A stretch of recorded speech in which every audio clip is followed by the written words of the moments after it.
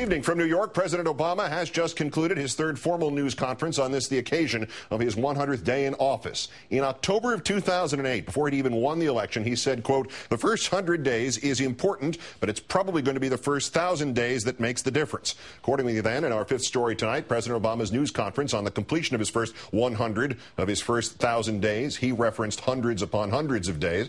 We will later in this hour drill into detail into Mr. Obama's replies regarding newly Democratic Senator Erwin Specter and other issues. But if watching him tonight, you got the sense Mr. Obama has tried to accomplish 1,000 days worth of change in 1/10 the time. That is likely no accident. But the questions and the answers tended to focus more on the days to come and on one issue, on the days that preceded his arrival in that White House. Mr. Obama asked the seemingly simple question twice of whether Mr. Bush, by sanctioning waterboarding, had sanctioned torture.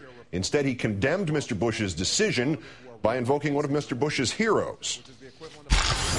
The British, during World War II, when London was being bombed to smithereens, had 200 or so detainees. And Churchill said, "We don't torture." Churchill understood you start taking shortcuts, and over time, that corrodes what's best in a people. It corrodes the character of a country.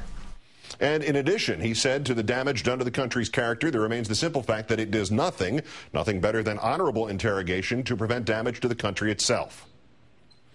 The public reports and the public justifications for these techniques, which is that we got information from these individuals that were subjected to these techniques, doesn't answer the core question, which is, could we have gotten that same information without resorting to these techniques?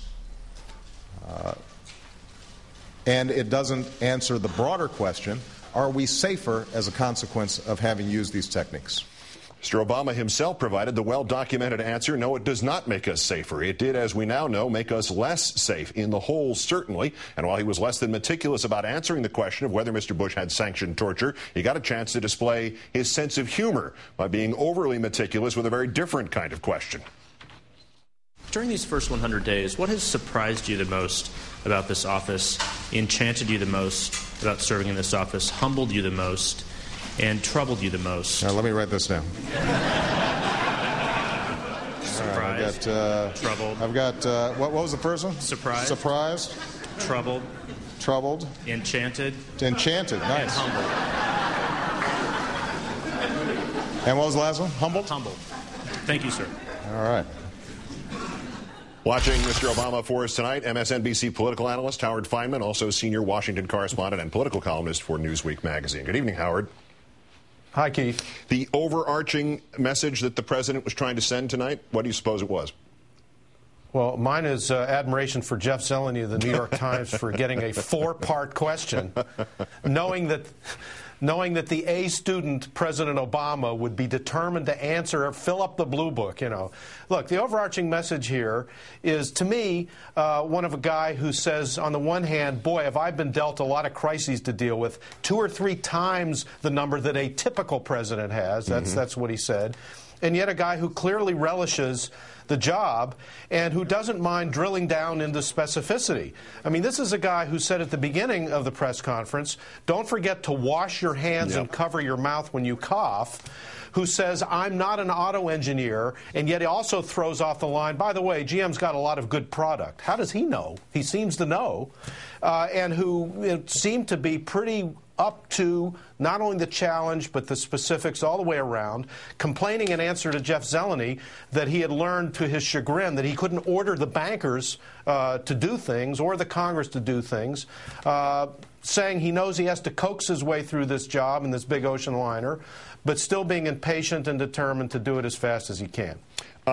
Obviously, it has been a major subject here, and it seems to have been broadened out as a major subject in the mainstream media recently, the subject of torture and the previous administration. I'm not sure if the president came anywhere close to clarifying where he stands on that. We're going to have David Axelrod on later in this hour, and obviously we'll try to press for some sort of answer from him on this.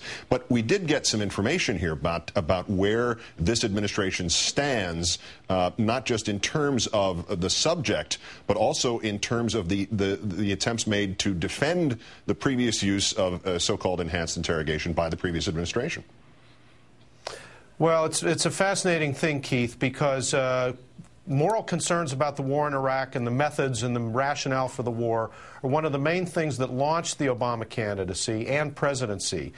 And every time he tries to settle this question, he makes it more complicated.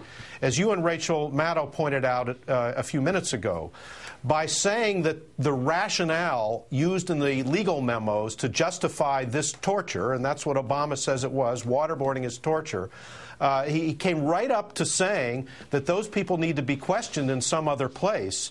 And then he said, he stopped himself before he went off the edge of the cliff and said, but it was a mistake, as if there are no legal consequences. The fact that the President of the United States, once again, in a nationally televised press conference, said, yes, indeed, waterboarding was torture, doesn't settle the question. It means that international forces are going to continue to try to bring this up legally. It means that court cases will continue to be filed. It means that Congress is going to continue to demand to investigate it. So rather than shutting it off, the President's sort of complex, both specific and vague answers is just going to keep the argument going, and it's going to be something that's going to daunt and dog him all the way along. Well, yeah, you know, I've been thinking in those terms, too, obviously, from my point of view in my commentator role all the time of this 100 days of this presidency and in the months beforehand when it was imminent and his positions were becoming clearer, or so we thought.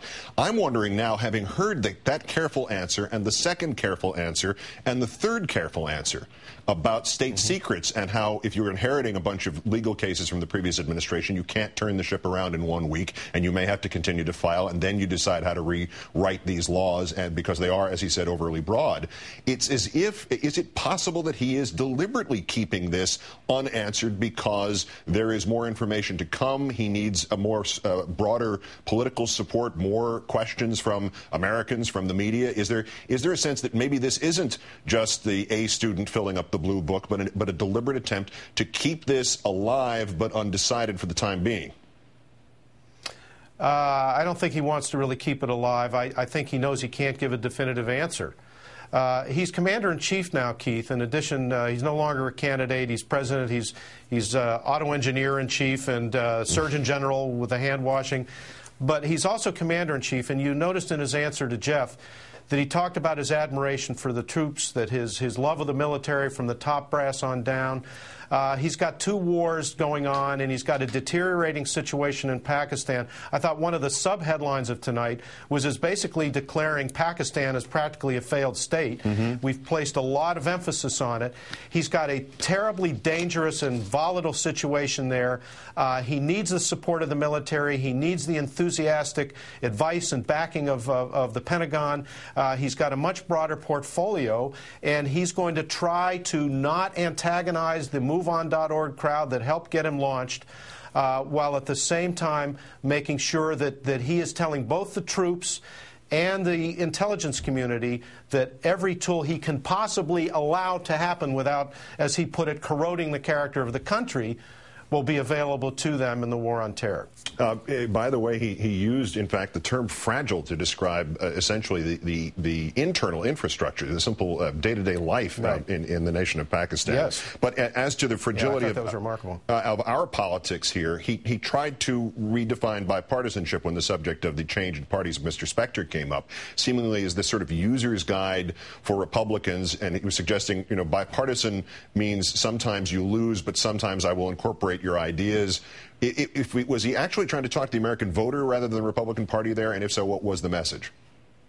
Yeah, I think he was trying to project the air of sweet reasonableness to the American people, many of whom have bought it so far.